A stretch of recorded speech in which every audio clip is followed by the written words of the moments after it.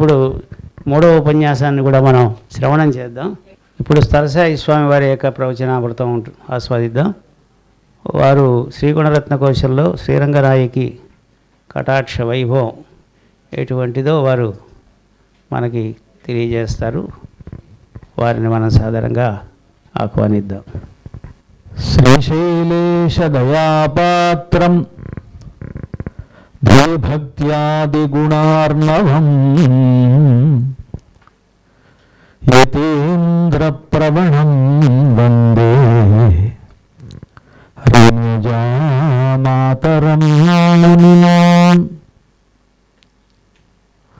శ్రీపరాశరభట్టార్యః శ్రీరంగేశ పురోహితః శ్రీవత్సాంకసుతశ్రీమాన్ శ్రేయసే మేస్తు భూయసే.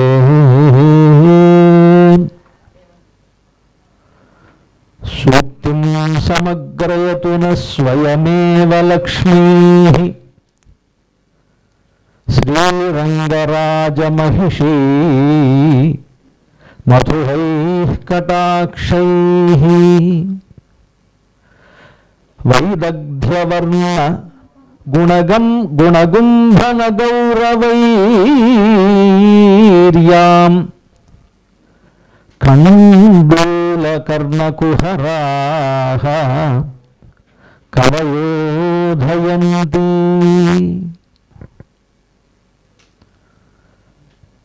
వేదికపై వేంచేస్తున్నటువంటి ఉభయ వేదాంత ప్రవర్తకులు శ్రీమాన్ సింగరాచార్య స్వామివారు అధ్యక్ష స్వామివారి యొక్క పాదార విందములలోను,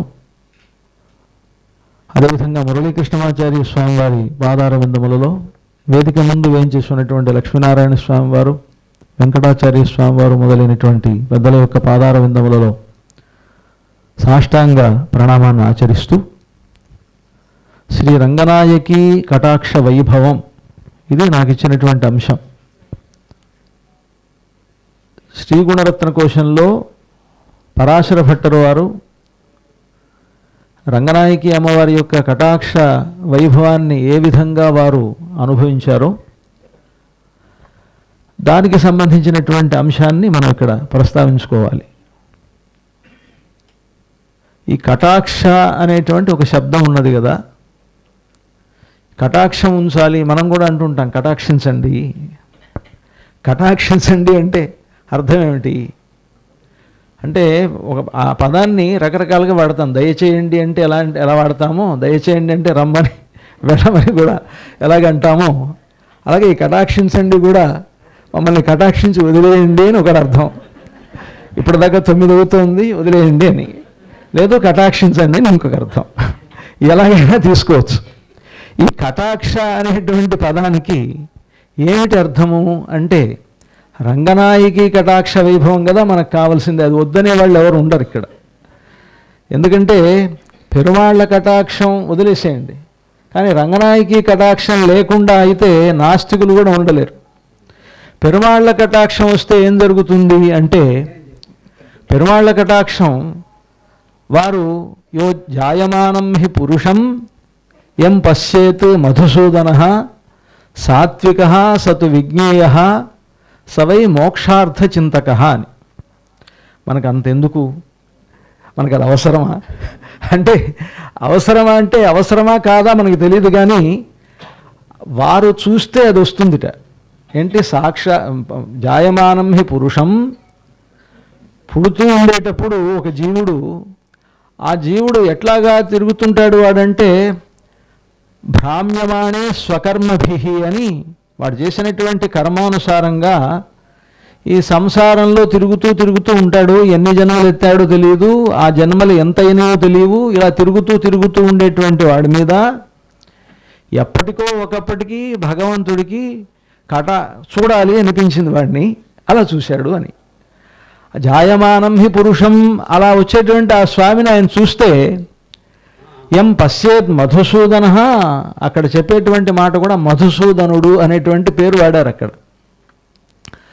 ఆ మధుసూదనుడు ఎందుకు అవుతున్నాడు ఆయనంటే ఈ జన్మలన్నీ కూడా తిరగడం ఇవన్నీ జరిగినాయి కదా, ఇవన్నీ కూడా మనకు విరోధులు. అవన్నీ మధుసూదనుడు అని అంటే విరోధి నిరసనశీలుడు అని అర్థం. మధువును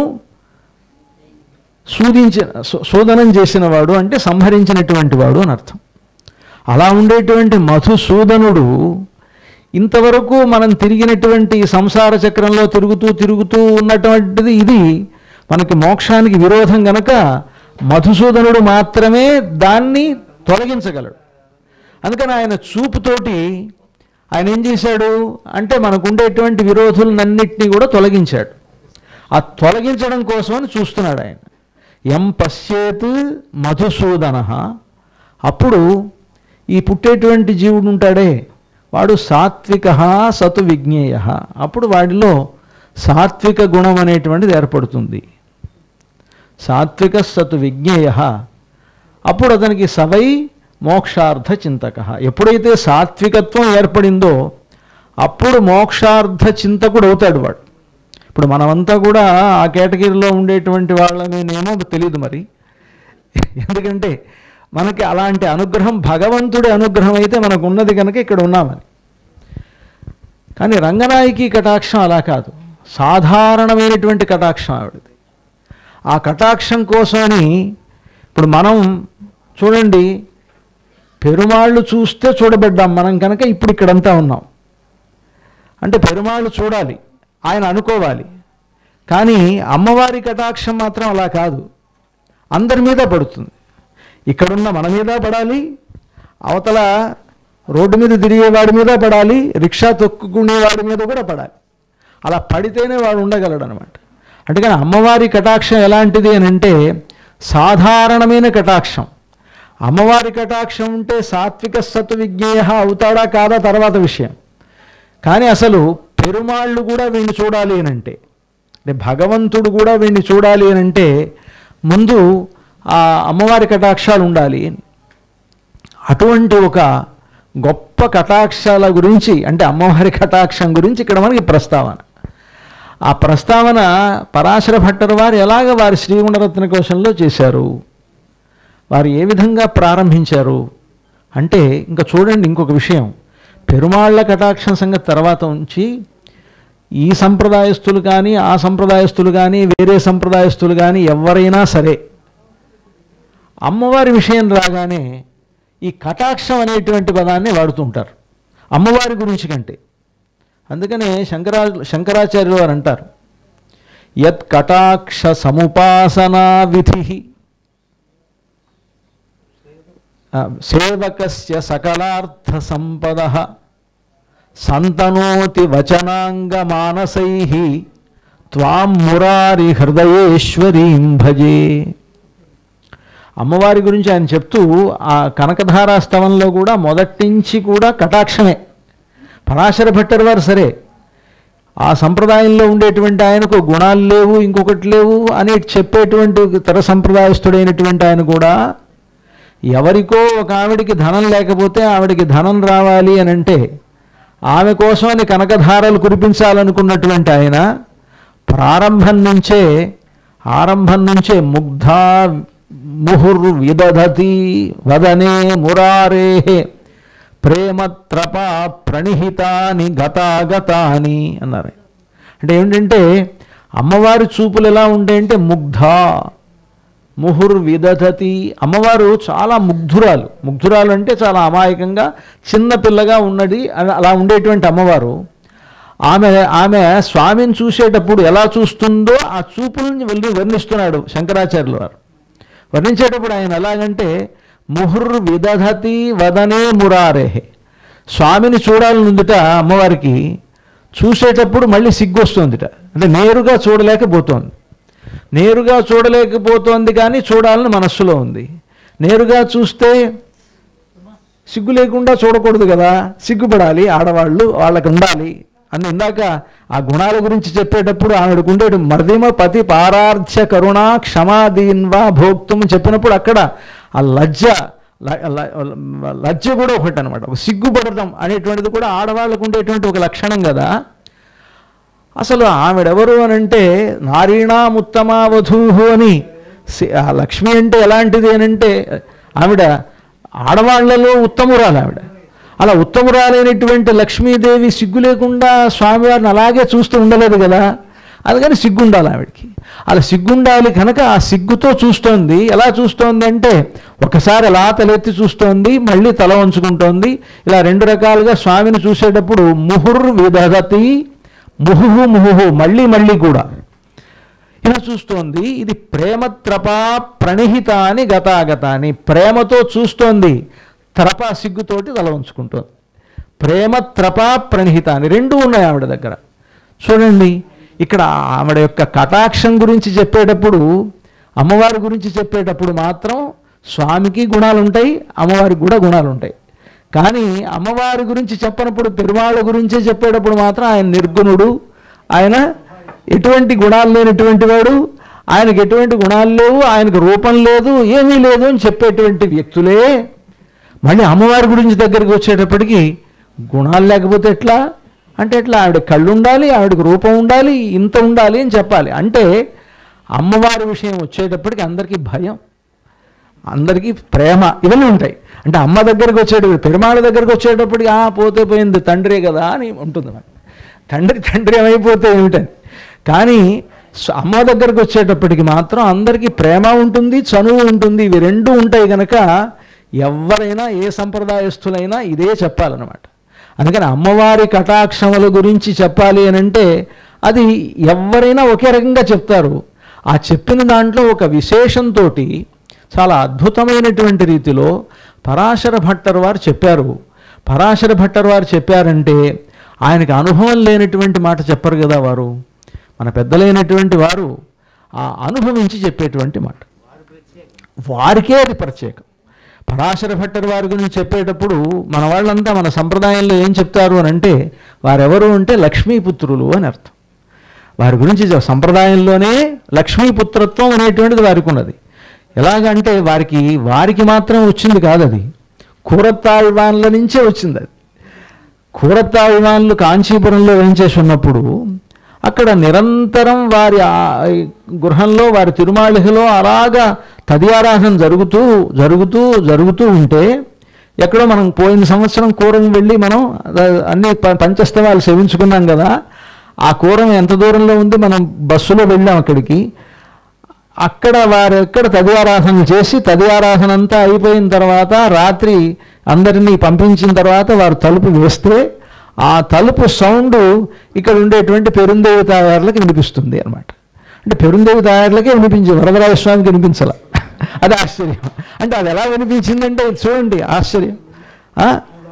ఆయన ఎక్కడో ఉన్నారు, ఈవిడ కొంచెం యువతలు ఉందిట, వారు చెప్తున్నారు. కనుక అలా ఉండేటువంటి పెరుందేవి తాయారులకు వినిపించింది అంటే పిల్లల కష్టం తల్లికే తెలుస్తుంది అని. వరదరాజ స్వామికి తెలిసేటువంటి అవకాశం లేదు కదా ఆయన, అందుకని ఆయన వినిపించుకోలేదు.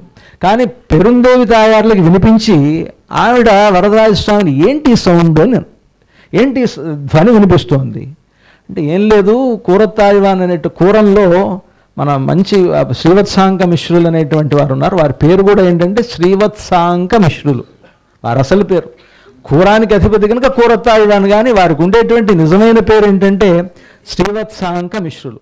ఈ శ్రీవత్సాంకము అని ఉన్నదే అది భగవంతుడికి ఉండేటువంటి ఒక పుట్టుమచ్చ. ఆ పుట్టుమచ్చకి సంబంధించిన పేరు పెట్టారు. ఆ పుట్టుమచ్చ కూడా ఎలా వచ్చిందంటే అమ్మవారు అక్కడ ఉండడం వల్లే వచ్చింది. అందుకనే ఆమెకి లక్ష్మి అని పేరు.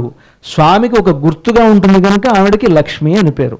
అదొక్కటే కాదుట, అసలు లక్షయతీతి లక్ష్మి, లక్షయతి పశ్యతి అన్నమాట, చూస్తుంది కనుక. అమ్మవారు అంటే అమ్మవారి కటాక్షం గురించి, అమ్మవారి గురించి చెప్పాలి అని అంటే అమ్మవారికి నిరూపకం ఏంటి? ఇందాక నుంచి స్వామివారి గురించి చెప్పేటప్పుడు స్వామివారికి నిరూపకురాలు ఎవరంటే లక్ష్మి అనే చెప్పాలి కదా. మరి అమ్మవారికి నిరూపకం ఏమిటి అంటే గుర్తుగా ఉండుట, అదే ఆవిడికి నిరూపకం. కనుక అలాంటి నిరూపకమైనటువంటి ఆవిడకి ఏంటి అంటే ఆవిడ చూపులే ఆవిడికి నిరూపకం, ఆవిడ చూపులే. అందుకని లక్షయతి, లక్ష్మి అనేటువంటి ఆ పేరుకే వచ్చింది. పశ్యతి, చూస్తుంది కనుక లక్షయతి. అసలు కటాక్షం అనేటువంటి దానికి ఏమిటంటే అర్థం చెప్తారు. కటౌ అంటే, కటౌ అంటే అతిశయితౌ అంటారు, అతిశయించినటువంటి, అక్షిణి నేత్రములు ఎత్ర ఎక్కడైతే ఉంటాయో దానికి కటాక్షం అని పేరిట. కటాక్షం అంటే మనం కటాక్షించడం అంటే అర్థం ఏంటంటే దానికి చెప్తుంది వ్యాకరణం చెప్తున్నది. దానికి అర్థం చెప్పేటప్పుడు కటౌ అతిశయితౌ, అతిశయించినటువంటి, అక్షిణి నేత్రముల యొక్క చూపులు, ఆ చూపులు అనమాట. అది ఎక్కడైతే ఉంటుందో దానికి కటాక్షము అని పేరు. అతిశయించినటువంటి చూపుకి కటాక్షం అని పేరు. ఆ అతిశయించినటువంటి చూపు ఎవరి మీదైతే అమ్మవారికి పడుతుందో అలాంటి వాళ్ళు చాలా గొప్పవాళ్ళు అవుతారు కనుక అమ్మవారి కటాక్షాలు చాలా గొప్పవి. అసలు అమ్మవారే ఒక కటాక్షం. మనకి మామూలుగా చెప్తుంటారు కదా, మనం అమ్మవారి గురించి చెప్పేటప్పుడు ఎవరైనా సరే ఆమెను సమస్త జననీం వందే చైతన్య స్తన్యదాయినీం శ్రేయసీం శ్రీనివాసస్య కరుణామివ రూపిణీం. అంటే అమ్మవారు అని అంటే దయ గురించి వేరుగా చెప్పక్కర్లేదండి. దయ అంటే ఎవరు అంటే ధర్మము అని అంటే ఎలాగైతే మూర్తీభవించిన రాముడు అన్నారో, అమ్మవారి గురించి చెప్పేటప్పుడు ఆవిడ మూర్తీభవించినటువంటి దయా అన్నారు. ఇప్పుడు అది కాదండి, అమ్మవారంటే కటాక్షమే అన్నమాట అర్థం. అమ్మవారంటే దయ అని కూడా కాదు, కటాక్షమునకే అమ్మవారిని పేరు అన్నమాట. కనుక అలాంటి ఒక గొప్పతనం అమ్మవారికి ఉన్నప్పుడు మళ్ళీ అమ్మవారి కటాక్షములేంటి అంటే అమ్మవారి కటాక్షములంటే భగవంతుడే అని అర్థం. అంతకుమించి ఏం లేదు. అమ్మవారి కటాక్షము అని అంటే భగవంతుణ్ణే ప్రసాదించేటువంటి ఒక గొప్పతనం. అందుకని ఇంక చూడండి, వాళ్ళిద్దరి గురించి చెప్పేటప్పుడు శ్రీ సూక్తం ప్రారంభంలో ఆ శ్రీ సూక్తం అంటే ఎవరికి సంబంధించింది అని అంటే అమ్మవారికి సంబంధించింది కదా అని మనం అంతా అనుకుంటాం. పరాశర భట్టర్ వారు కూడా అలాగే చెప్పారు. శ్రీ సూక్తం బహుముఖయతే తాంచ శాఖానుశాఖం. అమ్మవారికి సంబంధించినటువంటి వైభవాన్నంతా కూడా చెప్పినటువంటి ఒక గొప్ప వైదికమైనటువంటి సూక్తం ఏమిటి అని అంటే అది శ్రీ సూక్తం. అది శ్రీ సూక్తం అని వారు చెప్తున్నారు. కానీ ఆ శ్రీ సూక్తం ప్రారంభంలో అది అమ్మవారి స్తోత్రమా భగవంతుడి స్తోత్రమా అంటే దాంట్లో ప్రారంభంలో హిరణ్యవర్ణాం హరిణీం సువర్ణ రజతస్రజాం చంద్రాం హిరణ్మయీం లక్ష్మీం జాతవేద మవావహ అదనమాట. అంటే జాతవేద, ఓ భగవంతుడా నాకు ఈ లక్ష్మిని ప్రసాదించు అని అది అమ్మవారి స్తోత్రమా భగవంతుడి స్తోత్రమా అంటే భగవంతుడినే కదా ప్రార్థిస్తున్నారు. ఓ భగవాన్, నువ్వు నాకు హిరణ్యవర్ణం బంగారు వర్ణం కలిగినటువంటి, హరిణీం మంచి నేత్రములు చూపులు కలిగినటువంటి. అంటే ఇక్కడ చూడండి, హరిణీం అనేటువంటి పదమే కటాక్ష పదానికి అర్థం. వేదంలో ఉండేటువంటి అర్థమే హరిణీం అని అర్థం. హరిణీ ప్రేక్షణ యత్ర అంటే ఒక ఇంటి గృహంలో గృహముచ్యతే గృహిణీ గృహముచ్యతే అన్నమాట. అంటే ఒక ఇంటిని చూస్తే ఆ ఇంట్లో ఉండేటువంటి ఇల్లాలను చూసి ఇల్లేంటిదో ఇంటి గొప్పతనం తెలుసుకోవచ్చు అంటారు. అలాగా ఇంటి ఇల్లాలను చూస్తే అంటే ఇక్కడ ఇంటి ఇల్లాలు ఎవరు అని అంటే అమ్మవారు కదా. కనుక అమ్మవారిని చూస్తే చాలు మనకి అంతా తెలిసిపోతుంది. శ్రీరంగానికి వస్తే శ్రీరంగంలో రంగనాథుణ్ణి చూడాలా ఫస్ట్, అమ్మవారిని చూడాలి అని అంటే అమ్మవారి వైభవమే చూస్తే అమ్మవారి గొప్పతనమే రంగనాథుడి గొప్పతనం. అందుకని ఈ పేరులోనే ఈ శ్రీరంగ క్షేత్రానికి శ్రీరంగం అని పేరు కదా. శ్రీరంగం అంటే రంగం అంటే అమ్మవారు నృత్యం చేసేటువంటి చోటు ఇది అన్నమాట. శ్రియ రంగం. రంగం అని అంటే ఏమిటి అర్థం? ఒక రంగస్థలం అంటాం కదా మనం.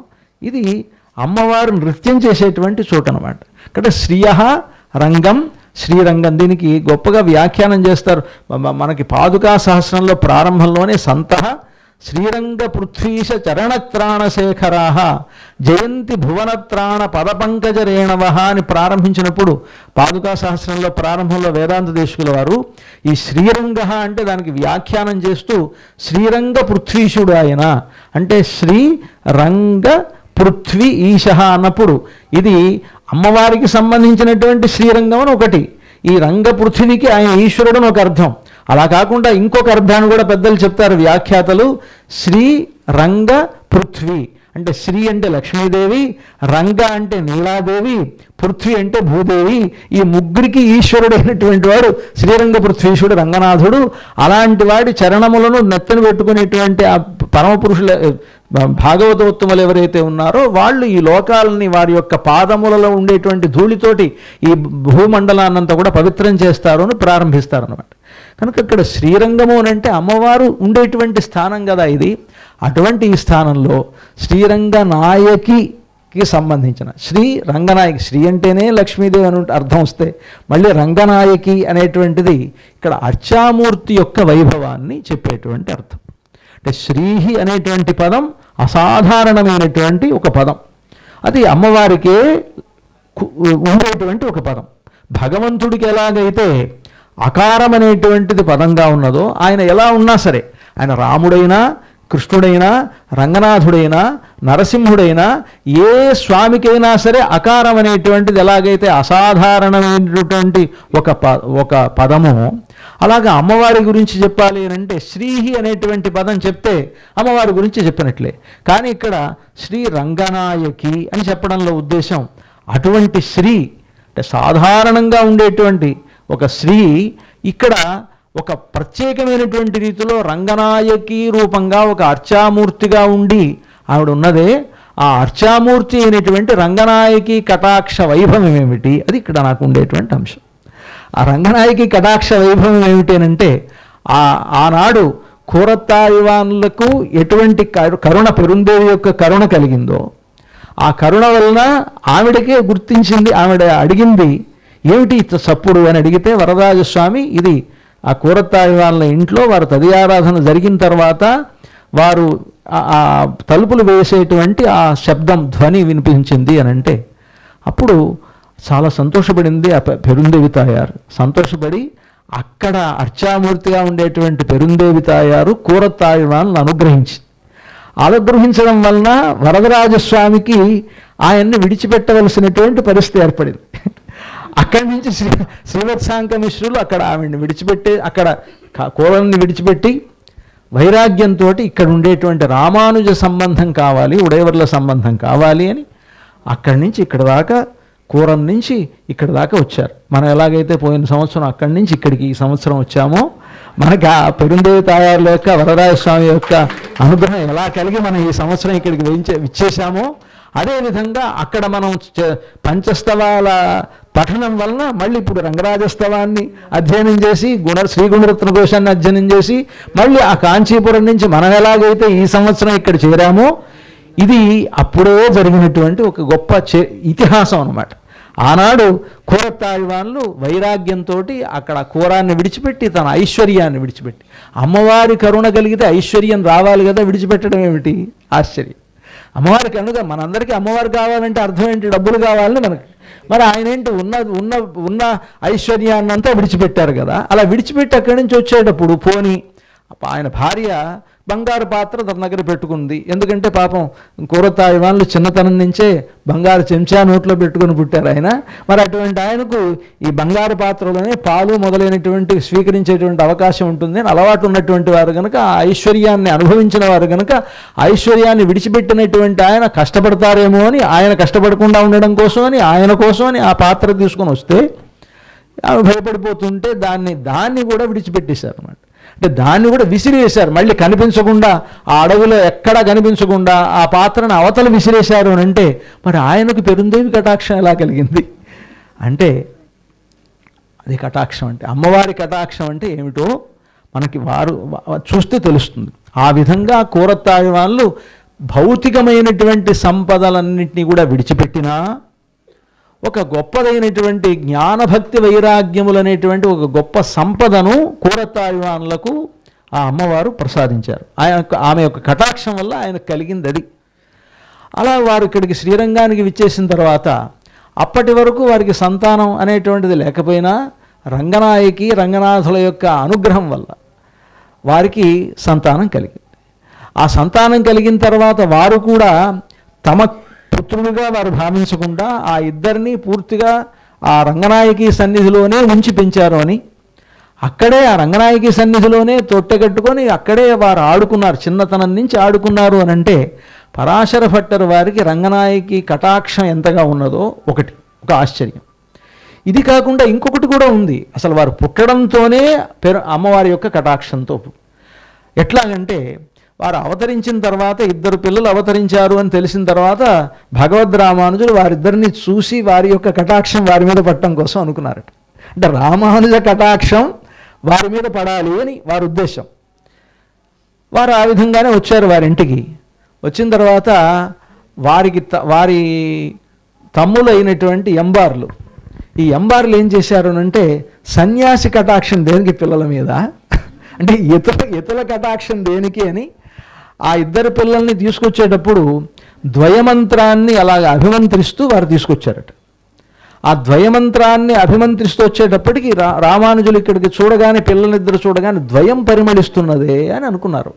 ఈ ద్వయం పరిమళిస్తోంది అనగానే వారు ఆశ్చర్యపోయి ఏమిటి అని అంటే, నేను ఇలా అభిమంత్రిస్తూ వచ్చాను, అంటే యతి యొక్క దృష్టి పడకూడదు పిల్లల మీద అనేటువంటి అభిప్రాయం ఉంది కదా శాస్త్రాల్లో, అందుకని వారిని ఇలాగ ద్వయమంత్రంతో అభిమంత్రిస్తూ వచ్చాను అని అంటే, అసలు ద్వయమంత్రంలో మొదట్లో ఏముందంటే లక్ష్మి కదా, శ్రీమత్ ఇవన్నీ ఉండటం వల్ల ఆ ద్వయమంత్రం అనేటువంటిది మనకు లభించింది అమ్మవారి వల్లనే. ద్వయమంత్రానికి అర్థం కూడా అమ్మవారి వల్లనే. మన సంప్రదాయంలో ఏం చెప్తారు అని అంటే, అష్టాక్షరీ మంత్రం వలన మనమే మన యొక్క శేషత్వం అనేటువంటి స్వరూపం ద్వారా మనకు భగవత్ ప్రాప్తి ఏర్పడుతుంది అన్నారు. సర్వధర్మాన్ పరిత్యజ్య అనేటువంటి ఆ చరమశ్లోకం వలన భగవంతుని వల్ల మనకు మోక్షం ఏర్పడుతుంది అని ఆ చరమశ్లోకం వల్ల మనకు అర్థం వస్తుంది. ఎందుకంటే అహం త్వా సర్వపాపేభ్యో మోక్షయిష్యామి మా శుచః అని భగవంతుడే నేరుగా చెప్పడం వలన చరమశ్లోకం వల్ల మనకేం తెలుస్తుంది అని అంటే భగవంతుడి వలన మనకు మోక్షప్రాప్తి అని చెప్తోంది. మరి ద్వయమంత్రం వలనో అమ్మవారి వలన నీకు మోక్షప్రాప్తి అని చెప్తోంది. కనుక అమ్మవారి వల్లనే మోక్షప్రాప్తి అని కలిగి ఉన్నటువంటి ఒక ద్వయమంత్రాన్ని అభిమంత్రించడం వలన ఆ పిల్లల మీద అమ్మవారి అనుగ్రహం, స్వామివారి అనుగ్రహం, ఇద్దరి అనుగ్రహం కూడా ఆ పిల్లలకు కలిగి రామానుజుల వారు చూడగానే వీరి దగ్గర ద్వయం పరిమళిస్తోంది అని అంటే మీ దృష్టి పడకుండా ఉండడం కోసమని అభిమంత్రించి వచ్చాను అని అంటే, అప్పుడు వారేమన్నారంటే, ఇదే వీరి పిల్లల రక్షణ బాధ్యత మీరే చూశారు గనక మీరే వారికి ఆచార్యులుగా ఉండండి అని అంటే, ఎంబార్లే ఆ ఇద్దరిని పరాశర భట్టర్ వారికి వారు సమాశ్రయం చేశారు అని, ఈ పరాశర భట్టర్ వారు కూడా ఎంబార్ దగ్గర సమాశ్రితులై కూరతాళ్వాళ్ళ దగ్గర ఆ రహస్య గ్రంథాలన్నీ కూడా వారు సేవించి, రామానుజుల వారి దగ్గర కూడా వారు గ్రంథాధ్యయనం ఇవన్నీ కూడా చేసి, రామానుజుల తర్వాత సిద్ధాంత ప్రవర్తకులై ఈ క్షేత్రంలో వేంచేసి ఉన్నారు అనేటువంటి ఒక గొప్ప వైశిష్ట్యం. అది ఎవరు ఎలా కలిగింది అని అంటే రంగనాయకి కటాక్షం వల్లనే కలిగింది కనుక, ఇక్కడ ఉండేటువంటి రంగనాయకి అమ్మవారి యొక్క కటాక్షం వల్లనే కలిగింది కనుక, చిన్నతనం నుండే వారు అక్కడే పెరిగి ఇలా ఉండడం వల్ల ఆవిడ యొక్క కటాక్షమే వారి మీద పరిపూర్ణంగా ఉన్నందువలన ఆ పరాశర భట్టరు వారు రంగరాజస్తవాన్ని అనుగ్రహించిన తరువాత ఈ శ్రీగుణరత్న ఘోషాన్ని అనుగ్రహించారు. ఇక్కడ మళ్ళీ ఒక సందేహం, అదేంటండి శ్రీగుణరత్న ఘోషం ముందు అనుగ్రహించారా లేకపోతే రంగరాజస్తవం అనుగ్రహించారా అని మళ్ళీ సందేహం రావద్దు మనకి. సంప్రదాయం ప్రకారం అయితే ముందు అమ్మవారు కదా అంటే అలా కాదు, పెద్దలు చెప్తారు అలా కాదు.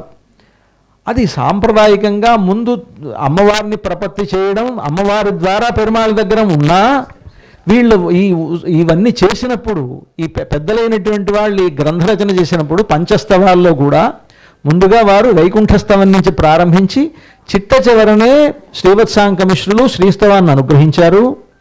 అదేవిధంగా పరాశర భట్టర్ వారు కూడా రంగరాజస్తవాన్ని అనుగ్రహించిన తర్వాతనే శ్రీగుణరత్న ఘోషాన్ని అనుగ్రహించారు అనేటువంటిది సాంప్రదాయకమైనటువంటి అర్థాన్ని మన పెద్దలు చెప్తారు కనుక ఆ శ్రీగుణరత్న ఘోషంలో అందుకనే చూడండి వారు అక్కడ అమ్మవారి గురించి చెప్పేటప్పుడు రంగనాథుడి దగ్గర చెప్తారు. ఇందాక వారు అడిగిన మన సింగరాచార్య స్వామి వారు అన్నారు చూసారా, శ్రియశ్రీ శ్రీరంగేశయ తవచ హృద్యాం భగవతీం శ్రియం త్వత్తోప్యుచ్చై వయమిహ ఫణామ శ్రూతరాం దృశౌతే భూయాస్తాం సుఖతరళ తారే శ్రవణతః పునర్హర్షోత్కర్షాత్ స్ఫుటతు భుజయో కంచుక శతం.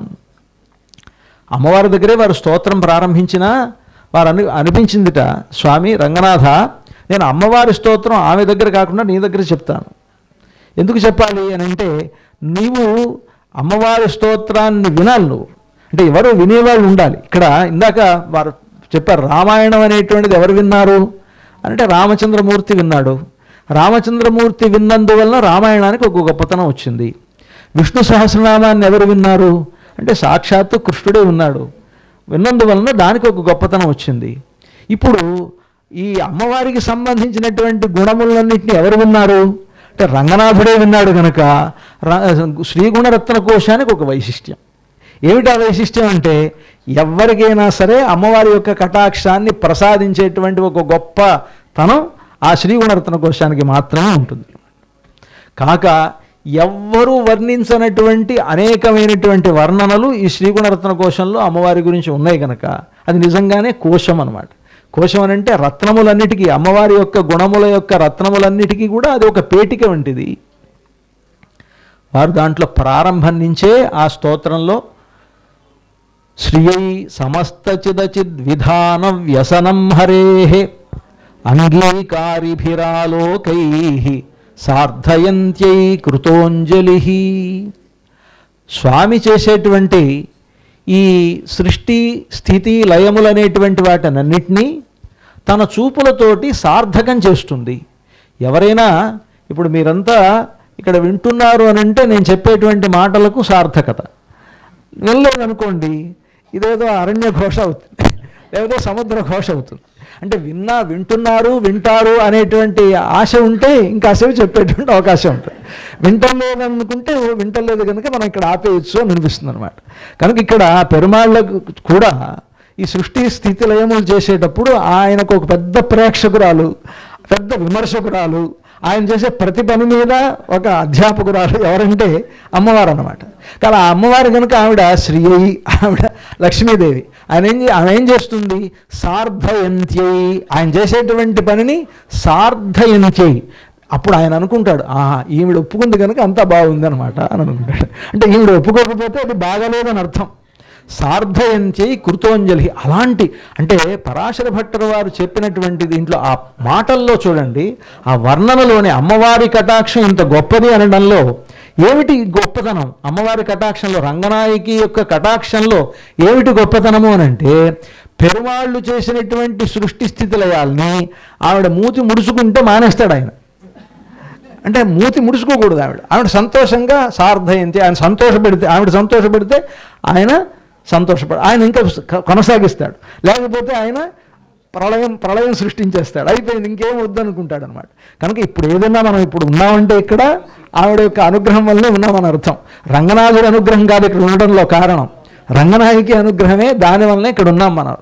కనుక సార్థయంతి కృతోంజలి ఉల్లాస పల్లవిత పాలిత సప్తలోకి నిర్వాహ కోరకిత నేమ కటాక్షలీలాం శ్రీరంగ హర్మ్యతల మంగళ దీపరేఖాం శ్రీరంగరాజమహిషీం శ్రియమాశ్రయామః. రంగరాజమహిషి అయినటువంటి ఆమెను మేము ఆశ్రయిస్తున్నాము. ఆవిడ ఏం చేస్తుందంటే ఆవిడ పూర్తి చూపులు కూడా కాదట, నేమ కటాక్షలీలాం, సగం చూపులు చాలు. అమ్మవారు సగం చూపులు చూస్తేనే ఈ లోకం అంతా కూడా అలాగా సృష్టింపబడుతున్నది, అంతా స్థితి జరుగుతున్నది. ఇలాగ ఉండేటువంటి అమ్మవారు ఎలాంటిది అని అంటే శ్రీరంగ మంగళ దివ్యరేఖాం, శ్రీరంగ మందిర మంగళ దీపరేఖాం, ఈ శ్రీరంగ హర్మ్యతల మంగళ దీపరేఖాం. శ్రీరంగము అనేటువంటి ఈ మందిరంలో ఆవిడ మంగళ దీపరేఖ లాంటిది, అలాంటి ఆవిడని ఆశ్రయిస్తున్నాము. ఆ తర్వాత దీంట్లో ఆయన పరాశర భట్టర్ వారు అంటున్నారు, నేను చెప్పేటువంటి ఈ స్తోత్రం ఉన్నదే, ఈ స్తోత్రం ఎలా ఉండాలి అంటే ఈ స్తోత్రం చాలా అద్భుతంగా ఉండాలి. ఎలా అద్భుతంగా ఉండాలి అంటే నేను చెప్తుంటే అందరికీ వినాలనిపించేట్టుగా ఉండాలి. వినాలనిపించాలి అని అంటే బాగా ఉండాలి.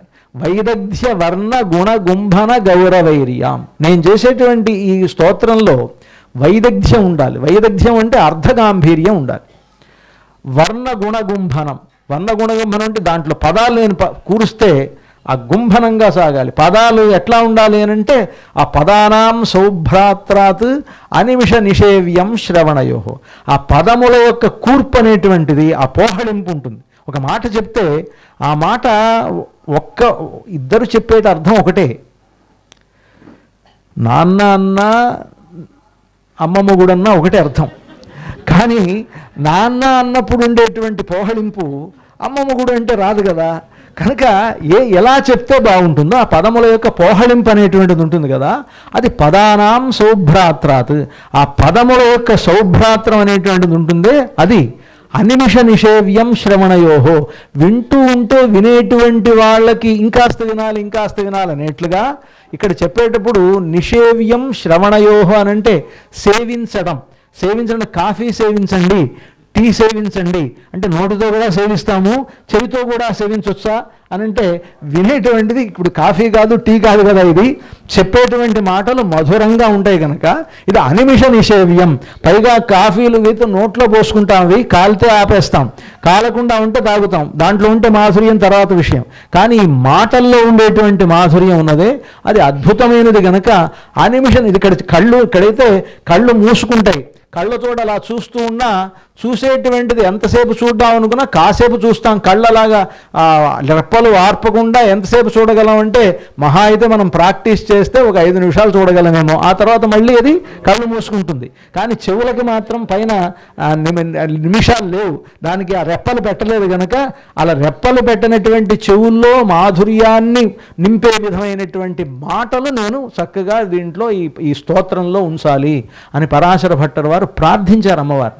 సూక్తిం సమగ్రయేతు న స్వయమేవ లక్ష్మీ అనాఘ్రాత వద్యం బహుగుణ పరిణాహి మనసో పదానాం సౌభ్రాత్రాత్ అనిమిష నిషేవ్యం శ్రవణయోహో త్వమేవ శ్రీర్మహ్యం బహుముఖయ వాణి విలసితం.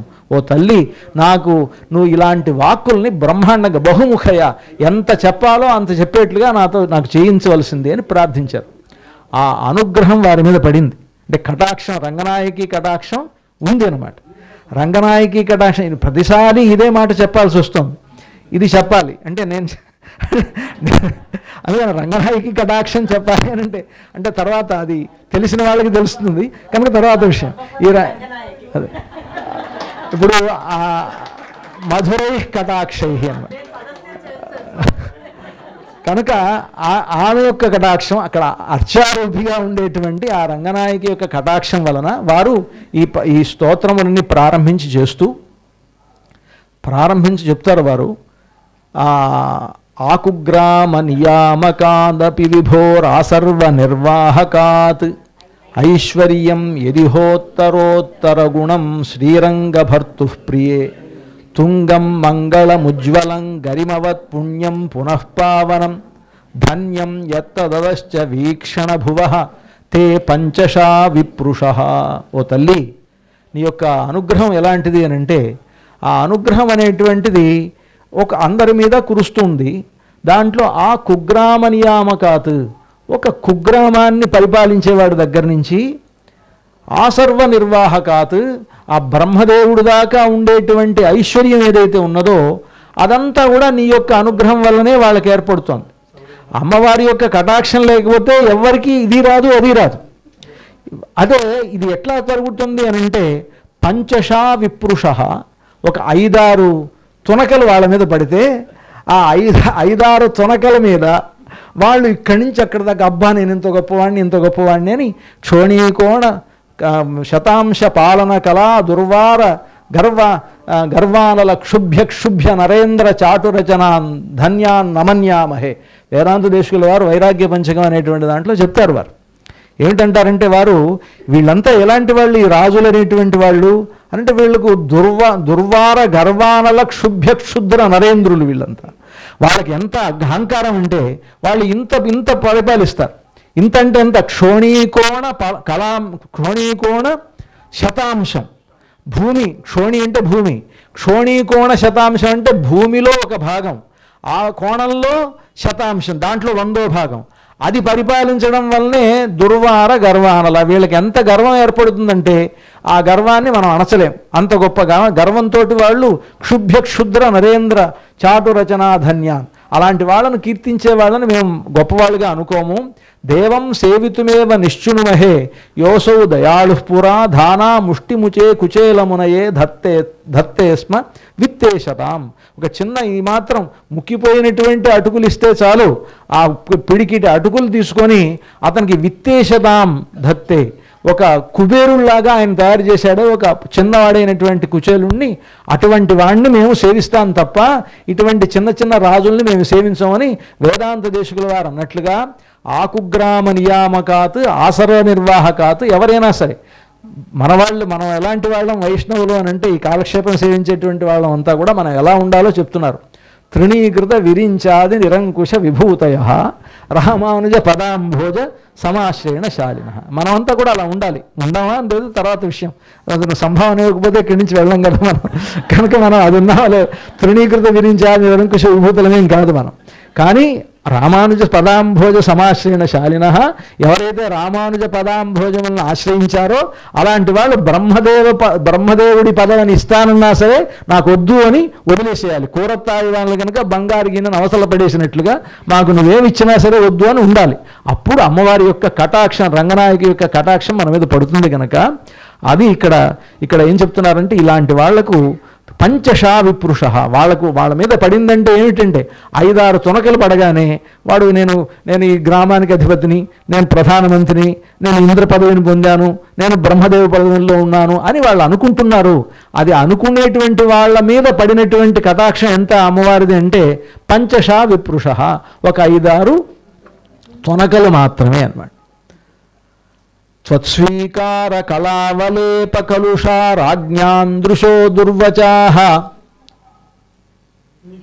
నిత్యం త్వన్మధుపానమత్త మధుపశ్రీ నిర్భరాభ్యాం పతిం దృభ్యామేవ హి పుండరీకనయనం వేదో విదామాసతే సాక్షాల్లక్ష్మి తవావలోక విభవః కాక్వా కయా వర్ణ్యతే.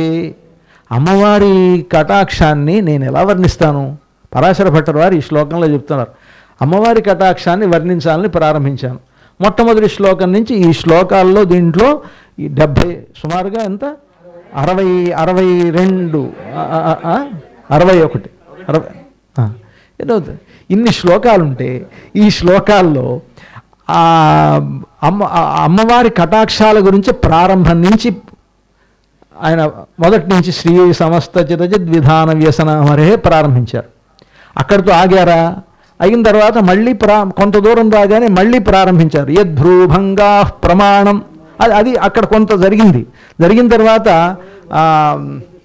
రాజన్వత్ కేచిదీశం గుణనమిపి గుణైస్తందరిద్రాణమన్యే, దాంట్లోనే అది కాకుండా వేరే ఏకో ముక్తాతపత్ర ప్రచల మణిఘణాత్కారి మౌళిర్మనుష్య దృప్యద్దంతావళస్థో నగణయతి నతాం యక్షణం క్షోణిపాలాన్ యత్తస్మై తిష్టతేన్యః కృపణమశరణో దర్శయన్ దంతపంక్తీ తత్తే శ్రీరంగరాజ ప్రణయిని నయనోదంచితన్యంచితాభ్యాం. అమ్మవారి యొక్క ఉదంచితన్యంచితాభ్యాం, ఆవిడ కటాక్షం అనేటువంటిది అలా పైకుంటే వాడు అక్కడ ఏనుగు మీద కూర్చున్నాడు. వాడు ఆమె కటాక్షం తగ్గింది, వీడేమో ఇకత నుండి ఇకిలిస్తూ కూర్చున్నాడు. వీడు అంటే ఇక్కడ ఇకిలిస్తూ కూర్చునేవాడు ఆ ఏనుగు మీద కూర్చొని వాడిని లెక్క చేయకుండా ఇలాగా కిరీటానికి పైన ఉండేటువంటి ఛత్రం, దానికి అమర్చినటువంటి ముత్యాలు, ఆ ముత్యాలు తగులుతూ ఉంటే వాడు ఆ ఏనుగు ఇలాగ నడుస్తూ ఉంటే దాని మీద కూర్చొని ఠీవిగా కూర్చొని అవతల వాడిని ఎవరిని యక్షణం క్షోణిపాలాన్. వాళ్ళు కూడా సామాన్యులేం కాదు, సామంతరాజులైనా సరే నమస్కారం పెడుతున్నా వాళ్ళ ముఖం కూడా చూడకుండా అవతలికి వెళ్ళిపోయేటువంటి వాడిని వాడు ఎప్పుడు చూస్తాడా అని ఇకిలిస్తూ ఒక నవ్వితే ఆయన నవ్వాడు, నన్ను చూసి నవ్వాడు, నాకు కూడా అని అనుకుంటారు. చూసారా? అలా ఉండేటువంటి వాడు ఒకడు, ఇద్దరున్నారు. వీళ్ళిద్దరు ఇది ఎందుకు ఇలా జరిగింది, వాడు అక్కడెందుకున్నాడు వీడు ఎక్కడెందుకున్నాడు అంటే నయోనో దంచితన్ ఎంచితాభ్యాం అని. అలాంటి కటాక్షం అయితే అమ్మవారు ఈ శ్రీరంగరాజస్తవం కూడా ప్రారంభంలో నమ శ్రీరంగనాయక్యై యద్భూ విభ్రమభేదతః ఈశేషితవ్య వైషమ్య నిమ్నోన్నత మిదం జగత్ అంటే పరాశర భట్టర్ వారికి అమ్మవారి మీద, అమ్మవారి కటాక్షం మీద ఎంత గొప్ప విశ్వాసము అనంటే రంగరాజుని పొగడాలనుకున్నా సరే అమ్మవారిని చెప్పకుండా రంగరాజు దగ్గరికి వెళ్ళట్లా. అంటే అలాంటి గొప్పతనం. ఇందాక పెద్దలు చెప్తూ ఏమంటున్నారంటే వారు రంగరాజు గొప్పతనం చెప్పాలనుకున్నారు. రంగరాజు గొప్పతనం ఎవరు చెప్పలేరు. అంటే చెప్పలేరు అంటే చెప్తే గొప్పతనం కాదు అది.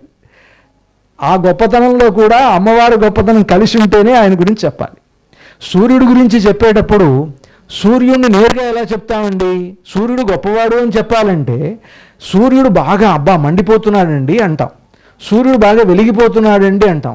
ఆ వెలుగు ఏమిటి అని అంటే దీపస్త్వమేవ జగతాం దయితా రుచిస్తే. వేదాంత దేశకుల వారు చెప్తారు, దీపం ఉన్నదే, ఆ దీపం అంటే ఏమీ ఎటువంటి జీవం లేని దీపం భగవంతుడైతే ఆ దీపానికి కాంతి, ఆ దీపం ఎలా వెలుగుతోందో ఆ కాంతినిచ్చే కాంతి రుచిస్తే అన్నారు. అంటే అమ్మవారు అది. అదే ఈ విషయాన్ని రామాయణంలో కూడా సాక్షాత్తు సీతమ్మ వారు చెప్పారు, రాముల వారు కూడా చెప్పారు. ఏమని చెప్పారంటే భాస్కరేణ ప్రభాయథ, ఓ రావణ మమ్మల్ని ఇద్దరిని నువ్వు విడదీయలేవు, నేను ప్రభ లాంటి దాన్ని, సూర్యుడి యొక్క కాంతి లాంటి దాన్ని నేనైతే సూర్యుడి లాంటి వాడు రాముడు అని అంటే, సూర్యుడి గురించి చెప్పేటప్పుడు సూర్యుడు గొప్పతనాన్ని చెప్పాలి అని అంటే అమ్మవారి గురించే చెప్పాలి కదా. కనుక ఇక్కడ ఆయన ఎక్కడ ప్రారంభించినా పరాశర భట్టర్ వారు రంగరాజస్తవంలో కూడా ఈశేషితవ్య వైషమ్య నిమ్నోన్నతమిదం జగత్, ఈ లోకంలో ఎక్కువ తక్కువలు అనేటువంటివి ఎందుకు జరుగుతున్నాయనంటే అమ్మవారి యొక్క ఈశేషితవ్య వైషమ్యం రంగనాయకై యద్భ్రూ విభ్రమ భేదత, అమ్మవారి యొక్క ఆ భూ విక్షేపణముల యొక్క ఆ కాంతి వల్లనే ఇది జరుగుతున్నది అని అంటారు. కనుక ఇక్కడ త్వత్స్వీకార కళావలేప కలుష, ఇది అత్యద్భుతమైనటువంటి శ్లోకం. అమ్మవారి యొక్క కటాక్షం ఎంత గొప్పదో చెప్పేటువంటి శ్లోకం అనమాట. అంటే దీన్ని మించిన శ్లోకం ఇంకోటి లేదు, ఎన్ని చెప్పినా దీంట్లోనే వర్తిస్తాయి. త్వత్స్వీకార కళావలేప కలుష రాజ్ఞాన్ దృశో దుర్వచాహ. లోకంలో అమ్మవారి కటాక్షముల వలన గొప్పవాళ్ళు లేనిటువంటి వాళ్ళు ఉన్నారు, వాళ్ళందరినీ కూడా రాజులు అంట మనం. అలాంటి వాళ్ళు చాలా పెద్ద మహారాజు ఉండి అంటాం కదా మనం, గొప్పవాళ్ళు వాళ్ళు. రాజ్ఞాం దృశ, వాళ్ళు ఎలాంటి వాళ్ళు అంటే వాళ్ళ చూపులు ఎలా ఉంటాయంటే అమ్మవారి కటాక్షం పడినందువలన ఆ ఐశ్వర్య మదం ఉండి ఆ మదం అనేటువంటిది కళ్ళల్లో కనిపిస్తుంటుంది ఎవరికైనా సరే. అంటే వాళ్ళకి ఏది ఉంటే సంతోషం కళ్ళల్లో కనిపిస్తుంది, కోపం కళ్ళల్లో కనిపిస్తుంది, చింత కళ్ళల్లో కనిపిస్తుంది. అంటే మన మనస్సులో ఉండేటువంటి హృద్గతమైనటువంటి భావాలను కనపరిచేటువంటి ఒక గవాక్షములు లాంటివి ఈ కళ్ళు అనమాట. అంటే కళ్ళల్లోనే మనం అన్నింటినీ తెలుసుకోగలం. కనుక ఆ రాజులు ఎలాంటి వాళ్ళు అంటే వాళ్ళు ఆ అమ్మవారి యొక్క స్వీకారం వలన, అమ్మవారు కటాక్షములతో వాళ్ళని స్వీకరించడం వలన త్వత్స్వీకార కళావలేప కలుషాహ, దానివలన వాళ్ళకు గొప్ప అహంకారం కలిగి కలుషాహ రాజ్ఞాన్ దృశో దుర్వచాహ, వాళ్ళకు ఉండేటువంటి ఆ చూపుల్నే మనం నోటికి వర్ణించలేం. అంటే అలాంటి గొప్ప అహంకారం కలిగి ఉంటారు వాళ్ళు. దృశో దుర్వచాహ నిత్యం త్వన్ మధుపానమత్త మధుప శ్రీ నిర్భరాభ్యాం పతిం. అమ్మా నిన్ను చూడటం అంటే స్వామిని చూస్తుంటాడు భగవంతుడు. స్వామిని చూడటంతో పాటు ఆవిడ కటాక్షములు ఈయన మీద ఎప్పుడు పడతాయా అని కూడా చూస్తుంటాడు. అలా నిత్యం త్వన్ మధుపానమత్త మధుప శ్రీ నిర్భరాభ్యాం పతిం దుగ్భ్యామేవ హి పుండరీకనయనం. నిన్ను చూడటం అంటే అమ్మవారిని అలాగే చూస్తుండాలని పెరుమాళ్ళ యొక్క సంకల్పం. ఆ సంకల్పం ఎందుకు అని అంటే అమ్మవారి చూపులు చాలా బాగుంటాయి కనుక, అమ్మవారి నేత్రములు చాలా అందంగా ఉంటాయి కనుక ఆయన చివరికి దీక్ష తీసుకునేటప్పుడు కూడా అవతారముల్లో కూడా ఏదైనా ఒక దీక్ష తీసుకోవాలంటే పక్కనే భార్య ఉండాలి అని అంటారు. ధర్మపత్ని పక్కనే ఉండాలి అని. సహపత్నియా విశాలాక్ష్య నారాయణ ఉపాగమతు వాల్మీకి మహర్షి చెప్తూ ఆ సందర్భంలో దానికి గోవిందరాజుల వారు వ్యాఖ్యానం చేస్తారు. సహపత్నియా విశాలాక్ష్య నారాయణ ఉపాగమతు అని అంటే ఈయన ఆ రంగనాథుడి సన్నిధిలో రాముడు సీతమ్మ వారు ఇద్దరు కూడా ఉపవాసము తర్వాత అక్కడ నిద్ర చేయడం కోసం అని కూర్చున్నారు. వాళ్ళ చేత వశిష్ఠుల వారు వచ్చి దీక్ష స్వీకరింపజేశారు. అలాంటప్పుడు అక్కడ వర్ణించేటప్పుడు వాల్మీకి మహర్షి విశాలాక్ష్య అన్నారు కదా. ఏమిటి ఇక్కడ విశాలాక్షి? సీతమ్మ వారి గురించి చెప్పేటప్పుడు ఆవిడ విశాలాక్షి అన్నారు ఏమిటి అని అన్నారు. ఏమిటి విశాలాక్షం అంటే అక్కడ చెప్తున్నారు వ్యాఖ్యాత. ఒకటి, ఆవిడ అలా కూర్చున్నదిట రంగనాథుడి ముందు, పక్కనే రామచంద్రమూర్తి కూర్చున్నాడు. రంగనాథుడు పడుకొని ఉన్నాడు, రామచంద్రుడు కూర్చున్నాడు కదా. ఇద్దరిని అలా ఇలా చూసేటప్పటికి ఇద్దరికి తేడా కనిపించట్లేదు. ఆయనే ఈయనలాగా ఈయన ఆయనలాగా కనిపించేటప్పటికి ఆవిడ కళ్ళు విచ్చుకున్నాయి. అందుకని విశాలాక్షి అని ఒక మాట చెప్పారు. ఇలాగా దాంట్లో వర్ణన చెప్పేటప్పుడు వారు వ్యాఖ్యాత అలా చెప్పారు కనుక అటువంటి సందర్భంలో కూడా పక్కనే దీక్షగా ఉండేటువంటి సహపత్నిగా ధర్మపత్నిగా ఉండేటువంటి సందర్భంలో కూడా అమ్మవారి నేత్రములను విశాలాక్షి అని చెప్పడం వలన ఇక్కడ ఒకటి అర్థం. ఇంకొకటి రామచంద్రమూర్తి పక్కనే ఉండేటువంటి సీతమ్మను చూసి ఈవిడ నేత్రములు అంటే ఈయన నేత్రములు చాలా అందంగా ఉన్నాయి, ఈయన పుండరీకాక్షుడుగా ఉన్నాడే అని సీతమ్మ వారు కూడా ఇంకాస్త కళ్ళు విచ్చుకొని చూశారట. అందుకని ఆవిడకి విశాలాక్షి అయింది. ఇంకొకటి అంటే ఇలాగా ఒకళ్ళకొకళ్ళు దృగ్భ్యామేవహి పుండరీక నయనం వేదో విదామాసతే. స్వామివారు ఆ అమ్మవారిని అలాగ చూస్తూ ఉండాలనుకుంటూ ఉంటారు. ఆమెడ ఎట్లాగా మధురమైనటువంటి రూపంతో ఉంటుంది. మధురాలాప కిమాహం అవభామిని అన్నట్లుగా ఆవిడ అలాంటిది. ఆవిడ మధురం, ఆవిడ చాలా అందంగా ఉంటుంది. ఆవిడ మధురాలాప, ఆయన మాట్లాడితే బాగుంటుంది, ఆమె చూపులు బాగుంటుంది. ఇలా ఉండేటువంటి అమ్మవారిని చూస్తూ దృగ్భ్యామేవహి అలాగే చూస్తూ ఉండాలనేటప్పటికీ పుండరీకనయనం వేదం ఏమన్నదంటే ఆయన పుండరీకముల వంటి నయనుడు ఎలాగయ్యాడు అని అంటే అమ్మవారిని చూసి అయ్యాడు అని చెప్తుంది వేదం.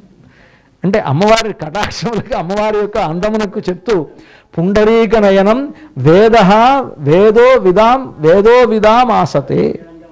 వేదో విదామాస అంటే వేదం అనేటువంటిది అలా తెలుసుకున్నది. అంటే భగవంతుడు పుండరీకాక్షు ఎలా అయ్యాడు అని అంటే అమ్మవారి అందం చూసి ఆయనకి అలాంటి అందం వచ్చింది.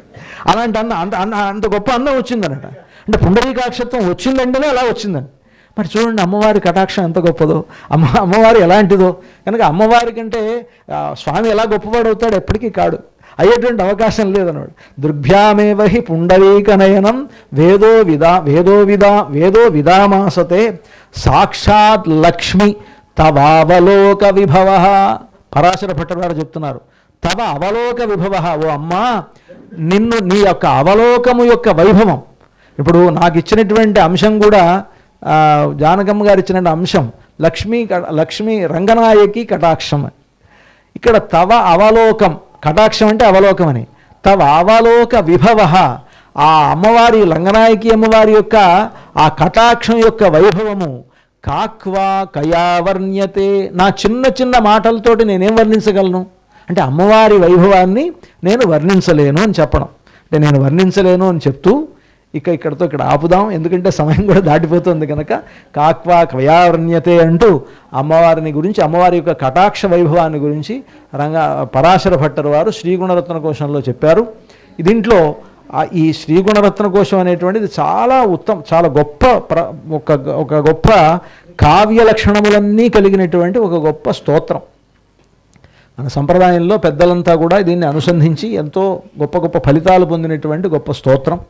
అటువంటి స్తోత్రంలో చాలా ప్రధానమైన మిగతా వర్ణనలన్నిటికంటే కూడా ఈ శ్లోకాల్లో ఎక్కువ అమ్మవారి కటాక్షమే ఉంటుంది. తర్వాత సంప్రదాయ విషయాలు, పరమపదంలో ఉండేటువంటి వాళ్ళు ఎలా ఉంటారు, ఈ లోకంలో ఆవిడ ఎలా ఉన్నది, ఆవిడ సేవ చేసే వాళ్ళు ఎలా ఉన్నారు, ఆవిడకు ఉండేటువంటి ఐశ్వర్యం, ఇవన్నీ కూడా వర్ణించిన ఎక్కువ శ్లోకాలు ఆవిడ యొక్క కటాక్షం మీదే ఉన్నాయి. అలా ఉన్నటువంటి ఒక గొప్ప స్తోత్రంలో నాకు కూడా దాంట్లో ఒక భాగస్వామ్యాన్ని ఇచ్చి అమ్మవారి కటాక్ష వైభవాల్ని ఇక్కడ వర్ణించే విధమైనటువంటి ఒక అవకాశాన్ని నాకు ఈ సద్గ్రంథ అధ్యయన గోష్ఠి ద్వారా కలుగజేసినటువంటి జానకమ్మ గారికి చాలా కృతజ్ఞుడై ఉన్నాను. వారు అందరూ చెప్పినటువంటిదే అది కూడా నేను చెప్తున్నాను. ఇప్పుడు ఉండేటువంటి వాళ్ళు, ఇక్కడ ఉన్నటువంటి వాళ్ళందరూ వారి దగ్గర కాలక్షేపం సేవించే వాళ్ళందరినీ కేవలం కాలక్షేపాన్ని విన్నారు మర్చిపోయారు అని కాకుండా వాళ్ళని ఎడ్యుకేట్ చేయడం అంటే చాలా ఆశ్చర్యమైన విషయం. అది ఎవరు పాఠం చెప్పేవాళ్ళు చాలా చేయరు ఆ పని. ఇప్పుడు నాలాంటి వాళ్ళు కూడా ఏదో కాలక్షేపాలు చెప్తున్నాం, మళ్ళీ పరీక్ష పెట్టడం అంటూ ఉండదు. ఎందుకంటే వాళ్ళు వెళ్ళిపోతారేమో అని భయం మాకు. ఎందుకంటే వినేవాళ్ళు వెళ్ళిపోతారేమో, ఈ మాత్రం ఏదో ఆయనకేదో తిరిగిలేదు మాకేదో అని వింటున్నాం మేము, కనుక మేము ఏదో విన్న మాత్రం చాలదా ఏంటి మళ్ళీ దీని మీద పరీక్ష అని అంటారేమో అని పరీక్ష పెట్టే ధైర్యం మాకు లేదు. కానీ వారు పరీక్ష పెట్టి కూడా మిమ్మల్ని అందరినీ ఇలా ఉంచుకొని ఇంతమంది గోష్ఠిని వారు ఆ పరీక్ష పెట్టి పరీక్షలో మిమ్మల్ని నెగ్గించి ఇలా ఇంత చేస్తున్నటువంటి వారికి చాలా గొప్ప విషయం అది. అంటే ఈ విధంగా ఉండడం వలన ప్రధానంగా ఏమిటంటే మనకు తెలియడం ఒకటి, అర్థం అవటం ఒకటైతే అర్థమైనటువంటిది మన మనస్సులో దృఢంగా నాటుకోవాలి అనేటువంటి అభిప్రాయంతో వారు చేస్తున్నటువంటి కృషికి చాలా సాష్టాంగ ప్రణామాలు ఆచరిస్తూ ఉన్నాను. వారు ఇలాగే ఇంకా అనేకమైన మన సంప్రదాయ విషయాలన్నీ కూడా మీ అందరికీ చక్కగా ఈ సద్గ్రంథాధ్యయన గోష్ఠి ద్వారా వారు అందజేసి మీరందరూ కూడా చాలా వేదాంతమైనటువంటి విషయాల్లోనూ సాంప్రదాయిక విషయాల్లోనూ చక్కని ప్రజ్ఞను మీరు పొందే విధంగా వారు తయారు చేసేటువంటి అవకాశాన్ని ఇక్కడ ఉండేటువంటి రంగనాథస్వామి దివ్య దంపతులు, ఇక్కడ ఉండేటువంటి శ్రీరంగ దివ్య దంపతులు మీకు వారికి అనుగ్రహించాలని సద్గ్రంథాధ్యయన గోష్ఠి పల్లాండుగా శ్రీరంగ దివ్య దంపతుల యొక్క అనుగ్రహంతో వర్ధిల్లాలి అని ప్రార్థిస్తూ జై శ్రీమన్నారాయణ.